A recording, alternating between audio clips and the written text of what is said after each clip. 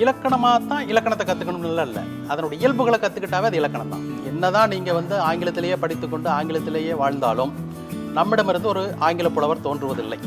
அது கூட விட்டுடலாம். நயன்தாராவை உடுக்கண்ணின்னு ஒன்று சொன்னீங்களே, தமிழ்நாடே அதை பற்றி பேசிச்சு. கவிஞர் மகுடேஸ்வரன் எப்போ வேணாலும் திரும்பவும் வந்து களத்துக்கு வந்துக்கலாம். நாம் எப்பவுமே தமிழ் தான் பேச போகிறோம், தமிழில் தான் எழுத போகிறோம், இங்கே தமிழ் தான் நிலைக்கும், தமிழ் தான் வாழும். இளையராஜா சொன்னது தவறு அப்படின்னு இதுக்கு டைட்டில் வச்சுக்கலாமா? வணக்கம். பிடி பிரைம் பிடி லிட்ரேச்சர் பகுதியில் இன்னைக்கு என்னோட மனசுக்கு நெருக்கமான ஒருத்தர் தான் பார்க்க போகிறோம். கவிஞர் மகுடேஸ்வரன். 18 கவிதை நூல்கள், 22 கட்டுரை நூல்கள், ஒரு திருக்குறள் உரை, 14 தமிழ் அறிவும் வரிசையில் ஒரு 14 நூல்கள்னு 55 நூல்கள் இவர் போட்டிருக்காரு. சென்னை புத்தக கண்காட்சியொட்டி திருப்பூர்லேருந்து இங்கே வந்திருக்கும் கவிஞர் மகுடேஸ்வரன் அவர்களை வரவேற்கிறேன். வணக்கம் சார். வணக்கம். உங்கள்கிட்ட பேசும்போது கொஞ்சம் பயந்துட்டே பேச வேண்டியதாக இருக்குது. ஏன்னா சார் அப்படின்னு சொல்கிறதா, ஐயா அப்படின்னு சொல்கிறதா அப்படிங்கிற ஒரு தயக்கம் இருக்குது. தமிழை வந்து நிறைய பேர்த்து கொண்டு போயிட்டீங்க, அதுக்கு முதல்ல என்னுடைய நன்றிகள். வழக்கமாக ஒருத்தரை பார்க்கும்போது எப்படி இருக்கீங்கன்னு கேட்பாங்க. நீங்கள் எப்படி இருக்கீங்க? நான் நலமாக இருக்கேன். நலமாக இருக்கேன். இந்த நல்லா இருக்கேங்கிறது உடல் சார்ந்து சொல்கிறது, நலமாக இருக்கேங்கிறது மனம் சார்ந்து சொல்கிறது அப்படிங்கிறாங்க. நலம்ங்கிறது இன்னும் கொஞ்சம் ஒரு அழுத்தமான சொல், அதுதான் சரியான சொல்லும் கூட. இன்னும் ஒரு வலிமையான சொல், வலிமையான சொல்லும் கூட. உங்களோட என்னோட முதல் கேள்வி என்னவென்னா, தமிழை தவிர வேறு எந்த மொழிகள் உங்களுக்கு ரொம்ப பிடிக்கும்? தமிழிலேயே பிடித்து பிடித்து பிடித்து தமிழிலேயே உழன்று கொண்டு இருக்கும் பொழுது பிற மொழியின் மீதான என்னுடைய பார்வையெல்லாம் பெரிதாக இருக்குன்னு நான் சொல்ல வரல. எல்லா மொழிகளும் வந்து அதற்குரிய அழகோடு தான் இருக்குது. அதில் ஒரு மொழிக்காழ்ப்பு அப்படிங்கிறதுல எனக்கு எப்போதுமே கிடையாது. தமிழை போன்றவை எல்லா மொழிகளும் தான். அதனுடைய அழகும் அதனுடைய வலிமையும் அந்தந்த மொழிகளுக்கு இருக்கும். தமிழ் வந்து இன்னும் பழையது, இன்னும் நம்முடைய மொழி அப்படிங்கிறதுனால எனக்கு அதன் மீது பற்று. நீங்கள் வழக்கமாக புத்தக கண்காட்சிக்கு இருந்தால் ஒரு நாள் 2 நாள் தான் இருப்பீங்க. இந்த தடவை நிறைய நாட்கள் இருக்கிற மாதிரி பார்க்குறேன். இந்த புத்தக கண்காட்சி என்ன உங்களுக்கு கொடுத்துருக்கு? இந்த குறிப்பாக இந்த 46வது புத்தக கண்காட்சி எழுதக்கூடியவர்களுக்கு வந்து அவர்களுடைய அன்பர்களை சந்திக்கக்கூடிய ஒரே இடம் வந்து புத்தக கண்காட்சி தான். கடந்த ஆண்டு முழுக்க தமிழகம் எங்கும் நடந்திருந்தால் கூட இன்று சென்னையில் நடக்கின்ற இந்த புத்தக கண்காட்சி வந்து எல்லாருக்கும் வந்து ஒரு இன்றியமையாத ஒரு பகுதி. ஒரு கோடி பேர் வாழ்கின்ற ஒரு ஊரில் நடக்கிற ஒரு பெரிய கண்காட்சி, ஒரு பெரிய திருவிழா. இதில் வந்து நாங்கள் வந்து எங்களுடைய படிப்பாளர்களை, வாசகர்களை சந்திக்கிறது வந்து எங்களுக்கு ஒரு தனிப்பட்ட இன்பம். வழக்கமாக நான் வந்து போகிறது வந்து ஒரு 4 நாள் 3 நாள் இருந்துட்டு போவேன். அப்போ வந்து நிறைய பேர் வந்து பார்க்க முடியாமல் ஏமாந்து போயிடுவாங்க, திரும்பி போயிடுவாங்க. அடடா இப்போ தான் போனாரா, நான் வந்து போன ஒரு பேர் நீங்கள் வந்திருக்கீங்க, இந்த மாதிரியெல்லாம் குறைப்படுவாங்க. இப்போ அதற்கெல்லாம் இடம் வைக்க முடியாத அளவுக்கு ஓரளவுக்கு நமக்கு ஒரு நீடித்த நாள்கள் இருக்கணும், நண்பர்களை பார்க்கணும் அப்படிங்கிறதுக்காக வந்திருக்கேன். அதே மாதிரி சமூக ஊடகங்களில் சரியாக பயன்படுத்திட்டு வெகு சிலர்களை நீங்களும் ஒருத்தர் நான் ரொம்ப வருஷமாக கவனிச்சுட்டு வரேன். சமூக ஊடகங்களுக்கு அப்புறம் ஆன மகுடேஸ்வரன், அதுக்கு முந்தைய மகுடேஸ்வரன் ஒரு ஒப்பீடு சொல்லுங்களேன். உறுதியாக வந்து சமூக ஊடகங்களுக்கு வந்த பிற்பாடு இருக்கக்கூடிய மகுடேஸ்வரன் வந்து முற்றிலும் வேறு. அதற்கு முன்பு இருந்த மகுடேஸ்வரன் வந்து எழுத்தெழுத்தாக சொல்லாக எண்ணி எழுதி கொண்டிருந்த ஒருவர். ஒவ்வொரு கவிதையை வந்து ஒரு இன்னும் சுருக்கம் எழுத முடியுமா, சுய தணிக்கைக்குள்ளேயே தன்னை ஆட்படுத்தி கொண்டு இருந்த ஒருவர். இந்த ஊடகங்கள், முகநூல் உட்பட்ட இந்த ஊடகங்கள் வந்த பிற்பாடு எழுதுவது வந்து மிகவும் எளிமையாயிற்று. எழுதுவது உடனே கொண்டு போய் சேர்க்கறது வந்து எங்களுக்கு எளிமையாச்சு. அதன் பிற்பாடு நாங்கள் எதையும் எழுதலாம், எதையும் வந்து நாங்கள் எந்த தங்குதடையும் இல்லாமல் மக்களிடம் கொண்டு போய் சேர்க்கலாம் அப்படிங்கிற ஒரு வாய்ப்பு வந்தது. அப்பொழுது தான் நாங்கள் எங்களுடைய உள்ளபடியான திறமை என்னவோ அவற்றையெல்லாம் வெளிப்படுத்தக்கூடிய ஒரு வாய்ப்பு வந்தது. சமூக ஊடகங்கள் பெருகாவிட்டால் தமிழ் சார்ந்த என்னுடைய பணிகள் கூட தோன்றி இருக்குமா அப்படின்னு எனக்கு ஐயமாக இருக்குது. அதனால் இது வந்து ஒரு எங்களுக்கு ஒரு பெரிய திறப்பு வாய்ப்பு. அதை நாங்கள் நன்கு பயன்படுத்தி இருக்கிறோம். சரி, எதுக்காக எல்லாத்தையுமே தமிழ் படுத்தணும்? லாங்குவேஜ் இஸ் அ கம்யூனிகேஷன் டூல்பாங்க. நான் சொல்கிறது உங்களுக்கு புரியணும், அவ்வளோதான். ரொம்ப ஏன் தமிழ் படுத்திகிட்டே இருக்கணும்? நல்ல கேள்வி. மொழி என்பது ஒரு தகவல் தொடர்பு ஊடகம், தகவல் தொடர்பு கருவி அப்படிங்கிற அளவில் நம்ம பார்த்தா, ஒரு கெட்ட வார்த்தை பேசினா ஏன் உங்களுக்கு கோபம் வருது? உங்களை வந்து கடுமையாக வயது விட்டால் நீங்கள் ஏன் வந்து உணர்ச்சி வசப்படுறீங்க? உங்களை வந்து நீங்கள் ஓங்கி அடித்தாலோ உங்களை கை கொண்டு தாக்கினாலோ உங்களுக்குள் ஏற்படாத ஒரு உணர்ச்சி வந்து ஒரு சொல் உங்களுக்குள் ஏற்படுத்திவிடும். அப்போ மொழிங்கிறது வெறுமனே தகவல் தொடர்பு சாதனமா அப்படிங்கிறது கேள்விக்குள்ளாகுது. அது தகவல் தொடர்பு சாதனம் தான், அது ஒன்றை தெரிவிக்கத்தான் தோன்றியது. ஆனால் அதோடு மட்டுமே அதனுடைய இடம் இல்லை. அது முழுக்க முழுக்க மனத்தின் கருவியாக இருக்குது. உங்களுடைய மனத்தை வந்து, உங்கள் மனம் என்பது என்னன்னா எண்ணங்களால் ஆனது தானே.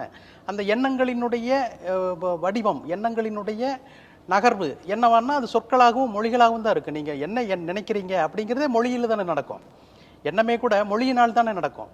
அப்போ மனத்தினுடைய கருவியாக அது இருக்குது. அப்போ ஒருவருடைய கண்ணில் காண முடியாத ஒரு அமைப்பு அவருடைய மொழி.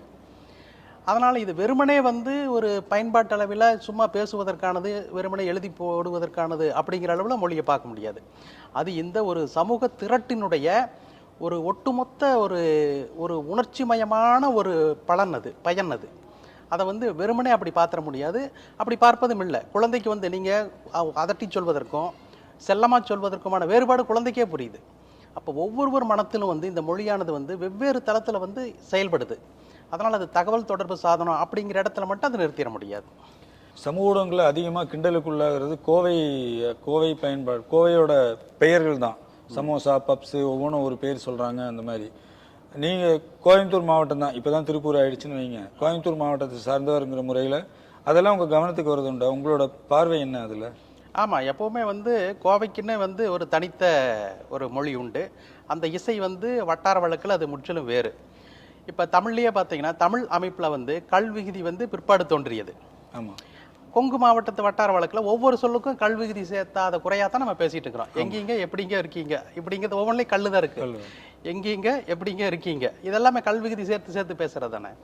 அப்போ கோவை வட்டார வழக்கு வந்து ஒரு ஒரு ஒரு மரியாதை பன்மையுடைய ஒரு மொழியாக இருக்குது. அது வந்து அப்போ அவங்களுக்கென்றே தனித்த ஒரு திசை சொற்கள் கொண்ட ஒரு மொழியாக இருக்கும் பொழுது இத்தகைய உண்பொருள்கள் எல்லாம் வெவ்வேறு பெயர்களால் அங்கே வந்து அழைக்கப்படுது.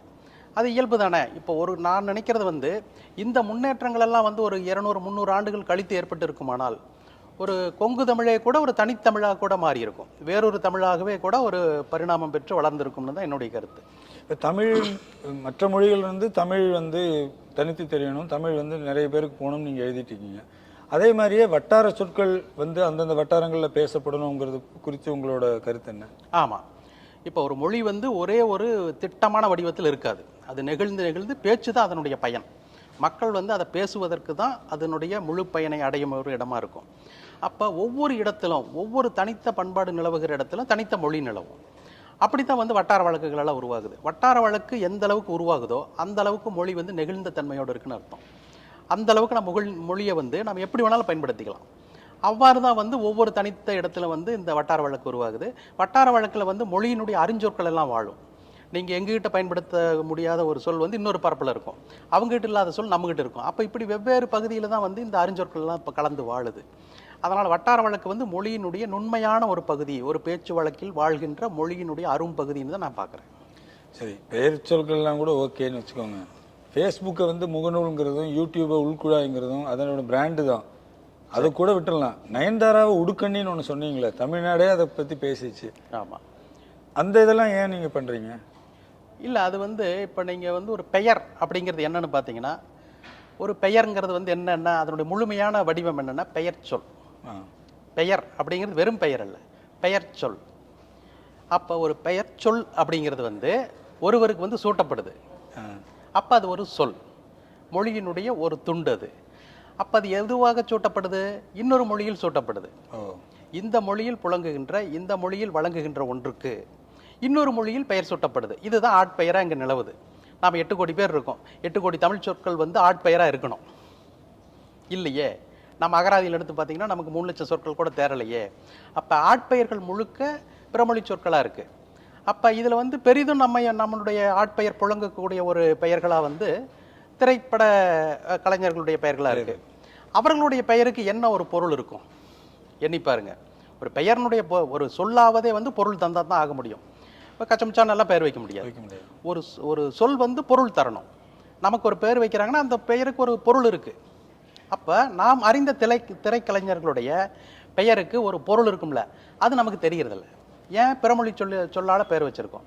அப்போ அந்தந்த பெயருக்குரிய பொருள் என்ன, அந்த பொருள் வழங்கும் முறையில் தமிழில் அதை எப்படி ஆளலாம் அப்படின்னு நான் வந்து ஒரு திறப்பாகத்தான் இதெல்லாம் சொன்னேன். அதுதான் உடுக்கண்ணி அப்படிங்கிற ஒரு பெயராக சொன்னேன். இப்போ ரஜினிகாந்த்னு பேர் இருக்குது, அதுக்கு என்ன பொருள் யாருக்கு தெரியும்? அந்த பெயர் வந்து கடந்த 45 ஆண்டுகளாக தமிழ்நாட்டில் மிக அதிகமாக ஊடகர்களால் எழுதப்பட்டிருக்கும், மிக அதிகமாக தமிழ் மக்களால் பேசப்பட்டிருக்கும், பயன்படுத்தப்பட்டிருக்கும். அந்த பெயரினுடைய பொருள் என்ன?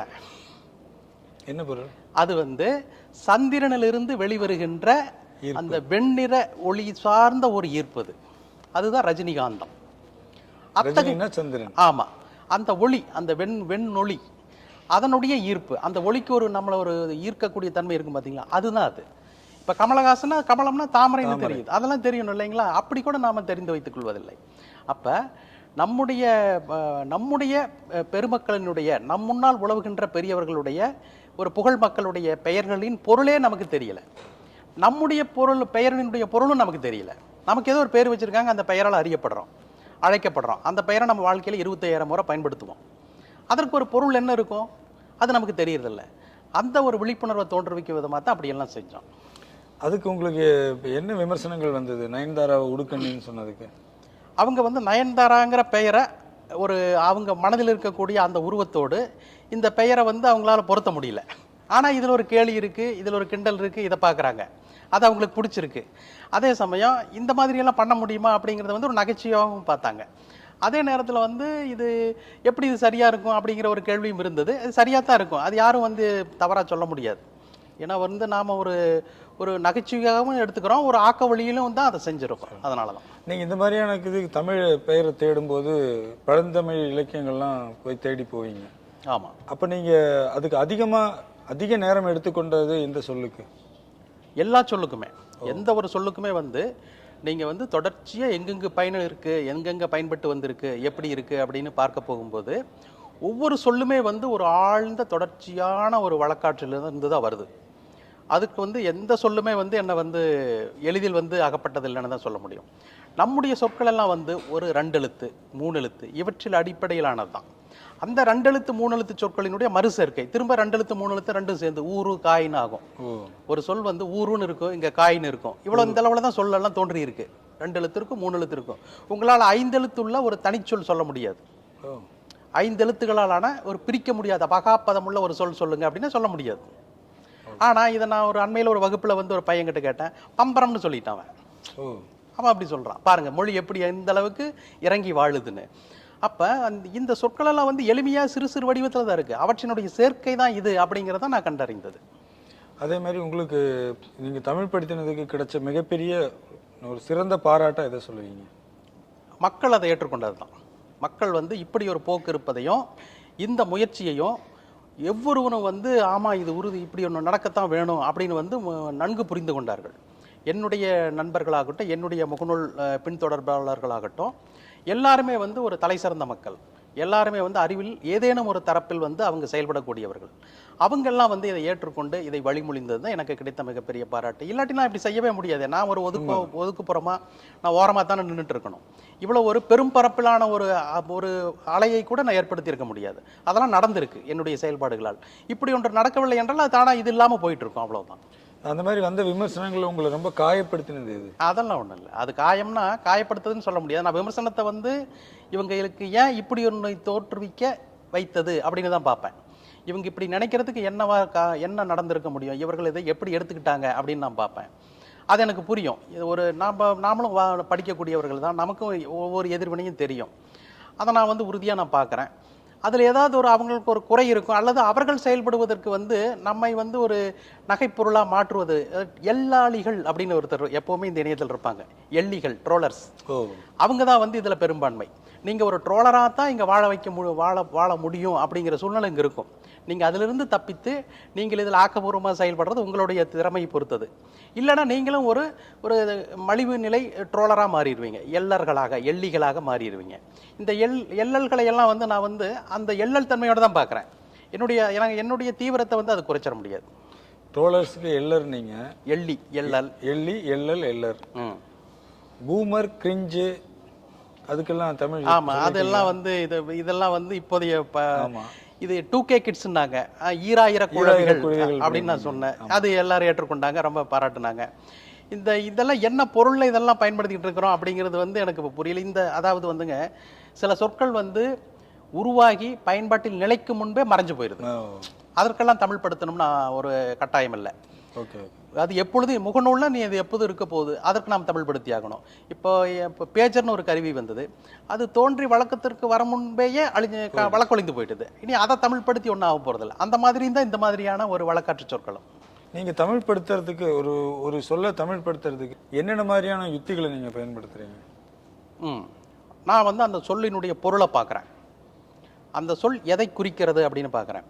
அந்த சொல்லுக்கு நிகராக தமிழில் எதை ஆக்கலாம், எவ்வாறு ஆக்கலாம் அப்படிங்கிற வாய்ப்புகளை நான் வந்து என்னுடைய மொழியறிவின் வழியாக நான் பார்க்குறேன். இரண்டுக்கும் இடையில் தமிழில் புதுச்சொல்லாக்கிறதுக்கு வந்து இலக்கணத்திலேயே வழிகள் இருக்குது. நாம் ஆக்கிட்டு தான் இருந்திருக்கோம். பாரதியார் புரட்சிங்கிற சொல்லாக்கியிருக்கார், விடுதலைங்கிற சொல்லாக்கியிருக்கார். அப்போ அது எல்லாம் என்னென்னு பார்த்தீங்கன்னா அதெல்லாம் தொழிற்பெயராக இருக்குது. இலக்கணத்தில் தொழிற்பெயர்னு பேர், விகுதி பெற்ற தொழிற்பெயர்னு பேர். புது புது சொற்களை வந்து ஒரு விகுதி பெற்ற தொழிற்பெயராக நீங்கள் ஆக்கிக்கொண்டே இருக்க முடியும். ஒரு வினைத்தொகையை ஆக்கிக்கிட்டே இருக்கலாம், ஒரு பண்பு தொகையை ஆக்கிக்கிட்டே இருக்கலாம். ஆனால் புதுசாக ஒரே ஒரு வினைச்சொல்லை கூட தமிழில் ஆக்க முடியாது. முயற்சி செய், ட்ரை பண்ணுன்னு தான் ஆக்க முடியும். முயன்றான் அப்படிங்கிற சொல்லுக்கு நிகராக இன்னொரு சொல் வர முடியாது. அப்போ ஒரு வினைச்சொல் வந்து தமிழுக்குள் வர முடியாது. ஒரு பெயர்ச்சொல் வந்து புதிதாக ஆக்கிக்கொண்டே இருக்கலாம். அது பெயர்ச்சொல் புதிதாக ஆகும் இடங்களில் வந்து தொகை தொடர் அமைப்பில் வந்து சில அமைப்புகள் இருக்குது, அதன் வழியாக நான் ஆக்குறேன். ஓகே, இப்போ நீங்கள் ஒரு இதை சொல்லும்போது எங்களுக்கு இது ரொம்ப இலகுவாக புரியுது. அதுக்கு இலக்கணம் எவ்வளவு முக்கியம்? இலக்கணம் கற்கிறதுல இப்போ இருக்கிற மாணவர்கள் எந்த அளவுக்கு ஆர்வம் காட்டுறாங்க? இலக்கணம் வந்துங்க நீங்கள் கற்காவிட்டாலும் நீங்கள் மொழியை அறிந்து பயன்படுத்துகிற ஒரு இடத்தில் நீங்கள் இலக்கணத்தின்படி தான் இருக்கீங்க. யாருமே தமிழை வந்து பயன்படுத்துகிற யாருமே அவங்க என்ன அந்த மொழியை கற்றுக்கொண்டு எப்படி பயன்படுத்துகிறாங்களோ அது முழுக்க முழுக்க இலக்கண வழிபட்டது. அது என்ன சொல்லுதோ அதன்படி தான் அவங்க பேசிக்கிட்டு இருக்காங்க. இலக்கணமாக தான் இலக்கணத்தை கற்றுக்கணும்னு இல்லை, அதனுடைய இயல்புகளை கற்றுக்கிட்டாவே அது இலக்கணம் தான், வேற ஒன்றும் இல்லை. ஒவ்வொரு இயலும் எது என்ன பற்றி சொல்லுதுன்னா அந்தந்த துறையினுடைய அமைப்பை சொல்லுது, இயல்புகளை சொல்லுது இல்லைங்களா? அப்போ இயற்பியல் அப்படின்னா இயற்கையினுடைய அமைப்புகளையும் அதனுடைய பண்புகளையும் சொல்லுது. அதே தான் இலக்கணம்ங்கிறது. மொழியினுடைய அமைப்பு இப்படி, இதனுடைய பண்புகள் என்னென்ன அப்படின்னு சொல்கிறது தான் இலக்கணம். அந்த பெயர் தான் மிரட்டலாக இருக்க வழியே, அது இந்த மொழியினுடைய செயல்படும் தன்மையை விவரிக்கிற ஒரு பகுதி தான். ஓகே, அந்த இலக்கணம் கற்கிறதுல நீங்கள் பல வருடமாக முகநூல்கள்லாம் முன்னாடி இருந்தே எழுதிட்டு இருக்கீங்க, பல வருடமாக எழுதிட்டு இருக்கீங்க. மாணவர்களையும் உங்களுக்கு தெரியும், அப்போ இருக்கிற மாணவர்கள் இப்போ இருக்கிற மாணவர்கள்னு. அவங்களுடைய தமிழ் ஆர்வம் எந்த அளவுக்கு இருக்குது?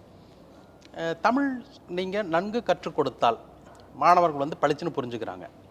தமிழ் வந்து என்னதான் நீங்கள் வந்து ஆங்கிலத்திலேயே படித்துக்கொண்டு ஆங்கிலத்திலேயே வாழ்ந்தாலும் நம்மிடமிருந்து ஒரு ஆங்கில புலவர் தோன்றுவதில்லை. நாம் எப்போவுமே தமிழ் தான் பேச போகிறோம், தமிழ் தான் எழுத போகிறோம், இங்கே தமிழ் தான் நிலைக்கும், தமிழ் தான் வாழும். ஆனால் ஆங்கிலம் வந்து எந்த இடத்துல இந்த கல்வி புலத்தில் இருக்கிறதுனால தான் இதனுடைய ஒரு சிறிய இடையூறு. பசங்க வந்து இப்போவும் கூட தமிழ் தான் நன்கு பேசக்கூடியவர்களாக இருக்காங்க. முறையாக கற்றுக் கொடுத்தால் தமிழை வந்து நன்கு கற்றுக்கொள்வாங்க, பேசுவாங்க. அதெல்லாம் இது ஒரு தடையாக நான் பார்க்கவே இல்லை. இதெல்லாம் தாண்டி அவங்க வந்துடுவாங்க. கவிஞர் மகுடேஸ்வரன் பல எழுத்தாளர்களும் பல பிரபலங்களாலும் என்னோட ஃபேவரேட் எழுத்தாளர்னு சொல்லப்பட்ட ஒரு கவிஞர் மகுடேஸ்வரன். இந்த தமிழ் படுத்தல் ரொம்ப அதிகமாகி கவிஞர் மகுடேஸ்வரன் தொலைஞ்சிட்டாரோன்னு எனக்கு தோன்றது உண்டு. இன்னைக்கு தேதியில் தமிழை நன்கு அறிந்த ஒரே கவிஞர் அப்படின்னு என்ன சொல்லலாம். தமிழை வந்து இவ்வளவு தூரம் அறிந்து, இப்போ ஒவ்வொரு கவிஞரும் அப்படித்தான் இருக்கணும்னு நான் நம்புகிறேன். ஒவ்வொரு கவிஞரும் மொழியை வந்து ஆழங்கால் பட அறிந்தவராக இருக்க வேண்டும், மொழியை எவ்வகையிலும் பயன்படுத்த தெரிந்தவராக இருக்கணும் அப்படின்னு நான் நம்புகிறேன். இது வந்து ஒரு காலத்தில் அப்துல் ரஹ்மான் மேத்தா இருந்த காலத்தில் அவங்களுக்கு தமிழும் தெரியும், கவிதையும் தெரியும், அப்படித்தான் அவங்க செயல்பட்டாங்க. அடுத்து வந்த காலப்பரப்பில் தான் தமிழை வந்து எந்த அளவுக்கு தெரியுதோ தெரியல ஒரு கவிஞராக இங்கே வந்தாங்க. அப்போ இந்த ஒரு போக்கு வந்து முற்றிலும் குறைஞ்சு போச்சு பார்த்துக்கோங்க. தமிழ் சார்ந்து மக்களிடம் வந்து தொடர்ச்சியாக பேசக்கூடிய ஒன்று, எழுதக்கூடிய ஒன்று குறைஞ்சு போச்சு. நீங்கள் என்னதான் எழுதுங்க, என்னதான் பண்ணுங்க, அதனால் மொழிக்கு என்ன பயன் அப்படிங்கிறதான இறுதி இலக்கு. மக்களுக்கு அதுதானே. நீங்கள் எழுதுவதும் நீங்கள் செய்கின்ற எல்லா மொழி செயலும் மக்களுக்கு என்ன பயன், மொழிக்கு என்ன பயன், மொழிக்கு எவ்வாறு இது புது வரவு, இதுதான் அதனுடைய பயன். அதிலேயே 1000 குழப்பங்கள் இருக்கும் பொழுது, தவறுகள் பிழைகள் இருக்கும் பொழுது அதை வந்து நாம் சுட்டிக்காட்ட வேண்டிய ஒரு கட்டாயம் நமக்கு இருக்கிறதா நான் உணர்றேன். கவிஞர் மகுடேஸ்வரன் எப்போ வேணாலும் திரும்பவும் வந்து களத்துக்கு வந்துக்கலாம். திரும்ப வந்து இந்த ஆண்டே கூட ஒரு 10,000 கவிதைகள் எழுதிவிடலாம். அது வந்து கவிஞர் அவர் அப்படியே தான் இருப்பார். இவ்வளவு மொழியறிந்த ஒருவர் வந்து கவிதையில் என்ன விலகியா போயிடுவார். கவிதையும் மொழியும் ஒன்று தான் என்னை பொறுத்தவரையில். என்னை வந்து மொழியில் இவ்வளவு செயல்பட தூண்டியதே கூட என்னிடம் இருந்த ஒரு கவிதைத்தன்மை தான். என்னிடம் நான் ஒரு கவிஞராக இருந்ததால தான் இது முடிஞ்சது. வீடியோ அப்படிங்கிறது வந்து நம்ம பார்க்குறோம், அந்த ஒலியை கேட்குறோம், அதனால காணொலி ஒலி அப்படின்னு சொல்கிறதா, அல்லது அவங்க காணொளி காட்சி மூலமா, அது காட்சி தானே, அதனால காணொளி லீன்னு சொல்றதான்னு ஒரு இது ரொம்ப நாளா நிறைய பேர் கேட்குற ஒரு ஐயம். ஒரு சொல் வந்து ரெண்டாவது சொல் என்னவோ அதுதான் அது குறிக்குங்க. இப்போ மரக்கால் அப்படின்னு சொல்றீங்க, அது அந்த காலத்தான் குறிக்கும், மரத்தை குறிக்காது. ஓ, காலினுடைய கால் மரத்தால் ஆனதுன்னு குறிக்கும், அதானே அர்த்தம். ஆமா. அப்போ காணொளி அப்படின்னு நீங்கள் ஒளி லைட்டை சொன்னீங்கன்னா அந்த ஒளியைத்தானே குறிக்கும். காண் ஒளினா நீங்கள் சத்தத்தை குறிக்கும், காணக்கூடிய ஒளியாகிவிடும், ஓ, காணக்கூடிய சத்தமாகிவிடும். அப்படி குறிக்காது. தமிழில் வந்து எத்தனை சொல், சேர சோழ பாண்டியர் அப்படின்னு சொன்னால் தான் உண்மை தொகையாகும். 2 சொல் சேர்ந்து வந்துச்சுன்னா, இப்போ செந்தமிழ்னு சொன்னால் அது செம்மையை குறிக்காது, தமிழை தான் குறிக்கும், தமிழினுடைய செம்மையோடு இருப்பதை தான் குறிக்கும். அப்போ முதல்வர் காணொலியில் திறந்து வைத்தார்னா லீ தான் போடணும். பள்ளிக்கூடத்துக்கு வர லீ, அந்த லீ தான் போடணும். ஒளி தான் நமக்கு வானொலின்னு இப்போ சொல்கிறோம், அது சரி, ஏன்னா ஒளியை தான் குறிக்குது. அது வான்வழியாக வருகிற ஒளி, அது ஒளியை தான் குறிக்குது. இங்கே காணொலிங்கிறது ஒளி தான் முதன்மை. அது அது கேட்கக்கூடிய தன்மையோடு இருக்கிறது அப்படிங்கிறது அதனுடைய சிறப்பு, அதனுடைய வளர்ச்சி. காணொலிங்கிறது ஒளியைத்தான் குறிக்கும், காண்கின்ற ஒளி, நீங்கள் ஒளியைத்தான் காண முடியும், ஒளி தான் அங்கே சிறப்பு, ஒளி தான் முதன்மை. அதே மாதிரி அதிகமாக நம்ம பிழை செய்கிற சொற்கள் என்னென்ன அப்படிங்கிறதையும் சொல்லுங்கள். நாம் அதிகமாக பிழை செய்வது ஒருமை பன்மையில் செய்வோம் எழுதுறவங்க. அப்புறம் இந்த 3 லாழா இருக்குது பார்த்தீங்களா, அதில் அவங்க செய்வாங்க. 3 நா இருக்குது பார்த்தீங்களா, அதில் 2 சொல்லி 3 சொல்லி கடையில் செய்வாங்க. நீங்கள் கூட சமீபத்தில் எழுந்தீங்க 14 உங்கள் புத்தகங்கள் இருக்கிறதா, ஆமாம், இருக்கின்றன அப்படின்னு, உள்ளன அப்படின்னு போட்டு. ஆமாம், அதுதான் செய்வோம். ஒருமை போட வேண்டிய இடத்துல பன்மை போடுவோம், பன்மை போட வேண்டிய இடத்துல ஒருமை போடுவோம். அது அப்புறம் வந்து உரிய சொற்களை தெரியாமல் இருக்கிறது, 2 ரா கடையில் ஒரு தவறு வரும். இதற்கெல்லாம் ஒரே தீர்வு, ஒரு சொல் வந்து ஒரு லாவில் இருக்குன்னு வச்சுக்கோங்க. இப்போ ஆள் அப்படின்னு இருக்குன்னு வச்சுக்கோங்க, குண்டுலா இருக்குன்னு வச்சுக்கோங்க. மற்ற லா வர்ற ஆளையும் பார்த்துடணும், பொருள் தெரிஞ்சுக்கிட்டா வேலை முடிஞ்சது. ஒரு ஆள் அப்படின்னு இருந்துச்சுன்னா இது ஆலமரம், அடுத்து ஆள் அப்படின்னா அது ஒரு ஆளை குறிக்குது, அடுத்து ஆள் அப்படின்னா ஆழத்தை குறிக்குது, அவ்வளவுதான். 3 லகரமும் வர்ற சொல்லுக்கான பொருளை கண்டுபிடிச்சு வச்சுக்கணும். அப்படி எத்தனையும் தாங்க நான் கண்டுபிடிக்கிறது அப்படின்னு ஒன்றும் இல்லை, சில நூறுகள் இருக்கும், அவ்வளோதான். ஒரு 100 150 இருக்கும், அவ்வளவுதான். 3 லகரமும் பயன்படுகிற வழியில் 100 150 சொற்கள் அவ்வளவுதான் இருக்கும். அந்த வரிசையை நீங்க பார்த்துக்க வேண்டியதான். வாழ் அப்படின்னா வாழ்வாயாக, இன்னொரு வாழ் வந்து கத்தி, இன்னொரு வாழ் வந்து குரங்கினுடைய வாழ், அவ்வளவுதான். இந்த 3 லாவுக்கும் வர்ற அந்த வாழை பார்த்துடணும், உங்களுக்கு குழப்பமே வராது. எந்த இடத்த எந்த சொல் போடுறது அப்படிங்கிற குழப்பம் வராது. இப்படி பார்த்து வச்சுக்கிட்டிங்கனாலே உங்களுக்கு இந்த சொற்குழப்பம் வராது, உங்கள் பிழைகள் வராது. மற்றபடி வந்து நீங்கள் உங்களுக்கு உள்ளபடியே அந்த சொற்களெல்லாம் தெரியும், தெரிஞ்ச சொற்களை தான் எழுதி காட்ட போகிறோம். அதில் வந்து ஓரளவுக்கு பயிற்சி இருந்தால் சரியாக வந்துடும். அதே மாதிரி பிற மொழியாளர்கள் தமிழ் மேலே வைக்கிற குற்றச்சாட்டு 247 எழுத்துங்கிறது ரொம்ப அதிகம் ஒரு மொழியை கற்கிறதுக்குன்னு. அதுக்கு உங்களோட பதில் என்ன? நம்முடைய எழுத்து வந்து உயிரும் மெய்யும் தான். ஆ ஆ ஔ வரைக்குமானது, இக் இங் இன்னு வரைக்குமானது. இந்த உயிரும் மெய்யும் தான் நம்முடைய எழுத்து. 30 தான். ஆமாம், அது 2னுடைய சேர்க்கை தானே உயிர்மெய் எழுத்து. ஆமாம். இப்போ இலக்கணமே கூட க அப்படிங்கிறத வந்து இக்கு பிளஸ் ஆதான்னு சொல்லுது.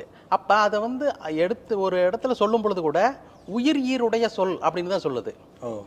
இப்போ அங்கேன்னா ஏகாரத்தில் முடிகிற சொல்லுன்னு தான் அது கணக்கு. சொல் எழுத்து தான் ஒன்றா இருக்க ஒழிய சொல்லினுடைய ஓசை அமைப்பெல்லாம் அதற்குள்ளே தான் இருக்கும், உயிருக்கும் மெய்யுக்கும் இடையில தான் இருக்கும். அதனால் நம்முடைய எல்லா மொழியினுடைய அமைப்பை போல தான் இதுவும் எளிமையானது தான். நாம் எழுத்துக்களை தனிப்பட வகுத்து கொண்டோம், அவ்வளோதான். இளையராஜா ஒரு பேட்டியில் வந்து அதிக இசைமை கொண்ட மொழி எது அப்படிங்கிற கேள்விக்கு வந்து அவர் பதில் சொல்றதுக்கு முன்னாலே எல்லாத்தையுமே ஆழமாக படிச்சுட்டு தான் சொல்லணும், சும்மா சொல்லக்கூடாதுன்னு சொல்லிட்டு தான் சொல்லியிருப்பாரு. இருந்தாலும் இந்தியை குறிப்பிட்டிருப்பார். இந்தி தான் வந்து இசைமைக்கான மொழி அப்படின்னு பாடியெல்லாம் காமிச்சிருப்பார். எப்படி வேணா அதை இழுக்கலாம், கொண்டு வரலாம் அப்படின்னு சொல்லியிருப்பாரு. உங்களோட பார்வையில் எது இசைமை கொண்ட மொழி? பன்மொழியே தமிழ் தான். தமிழுக்கு பன்மொழினே பேர். தமிழில் தான் வந்து பாடல்களை வந்து அவ்வளவு அழகாக பண்ணமைக்க முடியும். இது பன்மொழி, இது இசைத்தமிழ். இயற்றுவது மட்டுமல்ல, இது இசைத்தமிழ். அவருடைய பாடல்களிலேயே தமிழினுடைய அத்தனை இயல்புகளையும் புகுத்தி தான் அவர் செஞ்சிருக்கார். இப்போ அன்னக்கிளி உன்னை தேடுதை பார்த்தீங்கன்னா தமிழினுடைய அத்தனை இயல்புகளையும் புகுத்தின ஒரு பாட்டாக தான் இருக்கும். தானா வந்து அந்த பாட்டு அமைஞ்சிடல. இந்த மொழி அவருடைய இசைக்கு எவ்வளவு நெகிழ்ந்து கொடுத்து உள்ளடங்கியது, எவ்வளவு சிறப்பு செய்தது அப்படிங்கிறது அவரே உணரக்கூடிய இடத்துல தான் இந்த மொழி இருக்கு. ஆக மிகச்சிறந்த தமிழ் மொழி, மிகச்சிறந்த பன்மொழி அப்படிங்கிறத என்னுடைய கருத்து. சில மொழிகள் வந்து பாட்டுக்கு இயல்பாக இருக்கும். தெலுங்கு பாடல்கள்லாம் அந்த வகையை சேர்ந்தது பாடல்களுக்கு. அதனால தான் சுந்தர தெலுங்கினில் பாட்டிசைத்துன்னு பாடுறாரு. அந்த மொழியெல்லாம் அப்படி இருக்கும். ஏன்னா அது உயிர் ஈறு உடையதாக இருக்கும். லூ லூன்னு முடியும், உகரத்தில் முடியும். உயிர் ஈறு உடையதாக இருக்கிற எந்த சொல்லுமே வந்து பாடல்களுக்கு நல்லா இருக்கும். அது அந்த வகையில் சொல்கிறது தான். தமிழ் வந்து எந்த வகையிலும் பண்ணிசையில் வந்து தாழ்வானதல்ல. இளையராஜா சொன்னது தவறு அப்படின்னு இதுக்கு டைட்டில் வச்சுக்கலாமா? தமிழ் வந்து மிகச்சிறந்த பன்மொழி. இளையராஜாவையே உயர்த்தி நிறுத்திய மொழி. ஓகே, அப்படி வச்சுக்கலாம். இளையராஜாவையே உயர்த்தி நிறுத்தியது தமிழ் மொழி தான். அவருடைய பாடல்களிலேயே அந்த தன்மை இருக்கும். எவ்வளவு தமிழ் தன்மை அவருடைய பாடல்களுக்கு வந்து உள்ளடங்கி வந்து அவருடைய பாடல்களை வந்து எடுத்து நிறுத்தியது அப்படின்னு காட்ட முடியும். ஓ ஆமா, அந்த நீங்க மிகப்பெரிய இளையராஜா ரசிகரும் கூட. ஆமா. நீங்க முகநூலில் எழுதுறது ஒரு பக்கம், ஆனா அதே சமயம் நிறைய பத்திரிகைகளுக்கும் எழுதியிருக்கீங்க இல்லையா? இதன் மூலமா உங்களுக்கு என்ன கிடைச்சது? பத்திரிகைகள் அதாவது வந்துங்க, முகநூலில் எழுதுவதன் வழியாக நாம் அடைகிற ஒரு மக்கள் திரள் ஒரு தரப்பு. பத்திரிகைகள் வழியாக படிக்கும் பொழுது அது வந்து முற்றிலும் வேறான ஒருவருக்கு போகுது. நான் இப்போ ஒரு நாளிதழில் வந்து ஒரு தொடர் எழுதினேன், திரைப்படம் சார்ந்த தொடர் எழுதினேன், இந்து மாலை மலர்ல. ஆமா, கைபேசி என்ன கொடுத்துடலாங்களான்னு கேட்டாங்க, கொடுங்கன்னு சொன்னேன். உடனே ஒவ்வொரு டீ கடையில் இருந்தோம், ஒவ்வொரு தேநீர் கடையில் இருந்தோம் எனக்கு வந்து அழைப்பு வந்தது. எல்லாம் விதவிதமான மக்கள், எல்லாம் வகை வகையான மக்கள். அவங்கெல்லாம் அவர்கள் வாசிக்கிறாங்க, அவர்களுக்கு அது பிடிச்சிருக்குது. ஒரு தன்னை எப்படி வெளிப்படுத்துறது அப்படின்னு தெரியாமல் இருக்கக்கூடிய ஒருவர், அவங்க வந்து இன்னும் கைபேசிக்கு காலத்துக்குள்ளே வரலன்னு நினைக்கிறேன். அவங்கெல்லாம் வந்து ஒரு பெரிய கூட்டமாக இருக்கிறாங்க. அவங்களையெல்லாம் அடைவதற்கு வந்து இப்போ இன்னும் வந்து இதழ்கள் தான் உதவுது. ஆரம்ப காலங்களில் நீங்கள் நூல்கள் எழுதியிருக்கீங்க, கவிதைகள் நூல்கள் அப்படின்னு சொல்லிட்டு பதிப்பகத்துக்காக எழுதினது நீங்கள் கைப்பட எழுதியிருப்பீங்க. அதுக்கப்புறம் முகநூலுக்கு எழுதியிருக்கீங்க, அப்புறம் பத்திரிகைகளுக்கு எழுதுறீங்க. நீங்கள் ஒவ்வொரு தளத்துக்கும் உங்களோட எழுத்தை மாற்றிக்கொண்டது உண்டா? எப்போதும் இல்லை. நான் எப்போதுமே எல்லா தளத்திலும் வந்து என்னுடைய எழுத்தை தான் எழுதுகிறேன். அது எல்லா இடத்துக்கும் பொருந்தி போகும் தன்மையில் இருக்கிறது அப்படிங்கிறத நான் உணர்றேன். சமூக ஊடகத்திற்கு வந்த பிற்பாடு நான் என்னுடைய நடையில் எந்த ஒரு இடத்துல வந்து நான் ஒரு நெகிழ்வாகவோ ஒரு எளிமை கருதியோ நான் என்னை குறைச்சி கொண்டதில்லை. ஒவ்வொரு பதிவிலும் கூட நான் ஒரு புதிதான ஒரு சொல்லை ஆக்கி வழங்க முடியுமா, ஒரு புதிய சொற்சேர்க்கையை காண்பிக்க முடியுமா, ஒரு புணர்ச்சி விதியை வந்து அவங்களுக்கு ஞாபகம் ஊட்டும் வகையில் இங்கே எழுதிவிட முடியுமா அப்படின்னு தான் பார்ப்பேன். அதை எப்பொழுதும் செய்து கொண்டு இருக்கிறேன். அது இதழ்களில் எழுதும்போது எந்த ஒரு சமரசமும் செய்து கொண்டதில்லை. நான் என்னுடைய நடையில் தான் எழுதுகிறேன். என்னுடைய அந்த தமிழுக்கே ஒரு பற்றாளர்கள் இருக்காங்க, அதை விரும்பி படிக்கிறவங்களும் இருக்காங்க. வழக்கமாக பத்திரிகைகள் வந்து அதை எடிட் பண்ணுவாங்க, நானுமே அந்த வேலையெல்லாம் செஞ்சுருக்கேங்கிற முறையில். அந்த மாதிரி எடிட் செய்யும்போது உங்களை கேட்பாங்களா, அல்லது பார்த்த பிறகு நீங்கள் ஏதாவது அதுக்கு எதிர்ப்பு தெரிவிச்சிருக்கீங்க? அது அந்த பதிப்புக்காக அவங்க தணிக்கை செய்கிற முறையை வந்து நான் முதல் 2 கட்டுரைகளிலே கண்டுபிடிச்சிருவேன். சில பேர் வந்து நாம் உருவாக்குகிற புதுச்சொல்லாம் அவங்களுக்கு எட்டாது. இப்போ உதாரணமாக நான் பால்யம் அப்படிங்கிற வட சொல்லுக்கு சிறுவத்தில் அப்படின்னு எழுதுவேன். சிறுவத்தில், சிறுவன், சிறுமி, சிறுவம், இப்படி நான் சொல்கிறேன். சிறுவத்தில்னு சொல்லுவேன் சைல்டுஹுட்டை. அவங்க வந்து சிறு வயதில் தான் இப்படி எழுதிட்டேன் போல் இருக்கு அப்படின்னு என் சிறு வயதில்னு திருத்திடுவாங்க. நான் என் சிறுவத்தில் எழுதி கொடுப்பேன், என் சிறு வயதில்னு திருத்திடுவாங்க. அப்படி ஒரு சொல்ல உருவாக்கி நாம் அமைச்சிருக்கோம்னு அந்த பிழை திருத்துனருக்கு புரியாது. அந்த மாதிரி சில சங்கடங்கள் உண்டு. தமிழை தெரிஞ்சு தேர்ந்து பயன்படுத்தக்கூடிய கவிஞருங்க முறையில் உங்களுக்கு திரைப்படங்கள் இருந்தும் அழைப்புகள் வந்திருக்கும் இல்லையா? ஒரு படம் கூட பணிபுரிஞ்சிங்க. திரைப்படங்களில் போய் உங்களோட அனுபவம் எப்படி இருந்தது? திரைப்படத்தில் வந்து நான் என்னுடைய தகுதி மரியாதை உணர்ந்து அழைத்த அழைப்பின் பேரில் தான் போனேன். அங்கே எனக்கு வந்து மிகச்சிறந்த ஒரு அழைப்பு இருந்தது, நான் அங்கே வரவேற்பும் இருந்தது. நான் வந்து முறையான ஒரு நல்ல தமிழ் பாட்டை ஒன்று கொடுத்தேன். ஒரு படத்துக்கு வந்து முழுமையாக எழுதி கொடுத்தேன், நஞ்சுபுரம்னு பேர்.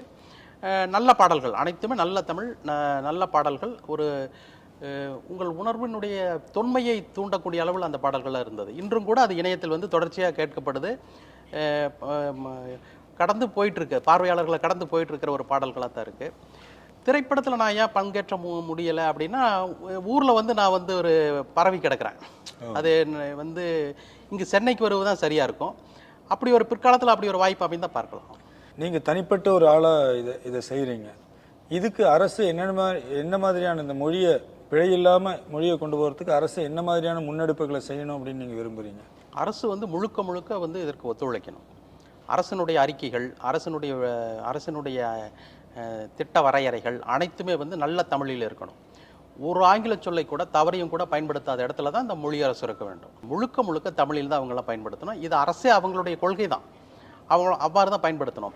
தனித்தமிழ் சார்ந்து, நல்ல தமிழ் சார்ந்து, நான் தனித்தமிழ் கூட ரொம்ப உயர்ந்த வார்த்தை, ஒரு நல்ல தமிழ் சார்ந்து இயங்கக்கூடிய அனைத்திற்குமே வந்து அரசினுடைய ஒரு கை இருக்கணும். அவங்க வந்து ஒத்துழைக்கணும், அவர்களை ஆதரிக்கணும். அரசு வந்து எப்பொழுதுமே அவர்களை வந்து கைவிடக்கூடாது. எப்பொழுதும் அது எந்த காலத்தில் இருந்ததில்லை, இனியும் அப்படி இருக்காதுன்னு நம்புகிறேன்.